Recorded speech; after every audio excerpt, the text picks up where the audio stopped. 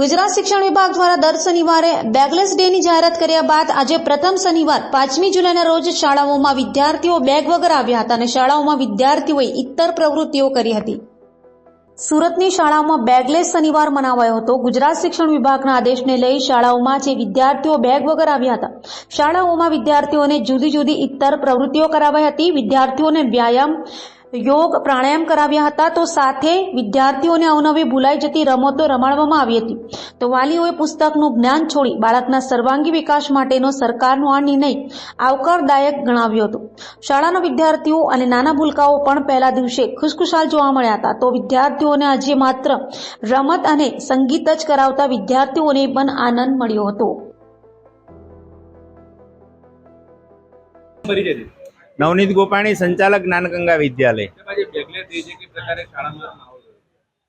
सरकार द्वारा जीसीआरटी द्वारा धोरण 1 થી 8 विद्यार्थीओ माटे 10 बेगलेस डे નું જે આયોજન કરવામાં આવ્યું અને માર્ગદર્શન આપવામાં આવ્યું એના અંતર્ગત આજે ધોરણ 1 થી 8 વિદ્યાર્થીઓ બેગ વગર શાળામાં ઉપસ્થિત થયા હતા। વિદ્યાર્થીઓના ચહેરા ઉપર ખૂબ ખુશી આપણે જોઈ શકતા હતા, કારણ કે ગમે એટલું વિદ્યાર્થી હોશિયાર હોય કે નબળો, પણ જ્યારે એને રમવાનું મળે શાળામાં કે ઘરે ત્યારે ખૂબ આનંદિત થતા હોય છે। આવા જ પ્રકારની પ્રવૃત્તિઓ શાળાની અંદર આજે કરાવવામાં આવી હતી અને વિદ્યાર્થીઓને માનસિક અને શારીરિક વિકાસ પણ સાથે એટલો જરૂરી છે એવા પ્રકારના પ્રયાસો આજે શાળામાં કરવામાં આવ્યા હતા। અશોકભાઈ કાંતિલાલ જોશી, શાળા ક્રમાંક 318, સુરત નગર પ્રાથમિક શિક્ષણ સમિતિ। આજે બેગલેસ જે દિવસ છે એ સમગ્ર ગુજરાતની અંદર સરકારશ્રીના આયોજન મુજબ રાજ્યની તમામ પ્રાથમિક શાળાઓમાં ખૂબ સુંદર રીતે થઈ રહ્યો છે। આજે પ્રથમ દિવસની શુભ શરૂઆત છે ત્યારે બાળકોમાં ખૂબ આનંદ અને ખુશીનો માહોલ દેખાય છે અને સાચા અર્થમાં દરેકે દરેક બાળક આજે અમારી શાળામાં જે કોઈ એક્ટિવિટીઓ થઈ છે એમાં ખૂબ સારી રીતે ભાગ લીધો છે અને ખુશીનો માહોલ દેખાય છે।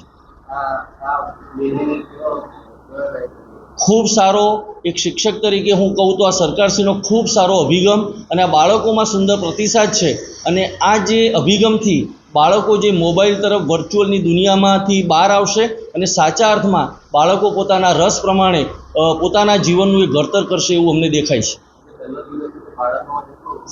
આજે ખરેખર બેગલેસ ડેનો પ્રથમ દિવસ છે, પણ બાળકો અતિ ઉત્સાહી છે કે બાળકોને બેગ લીધા વગર શાળામાં આવી અને શિક્ષણ સિવાય અનેક વિવિધ પ્રવૃત્તિઓ દ્વારા એક સુંદર ઘડતર થતું હોય એવું અમને દેખાય છે।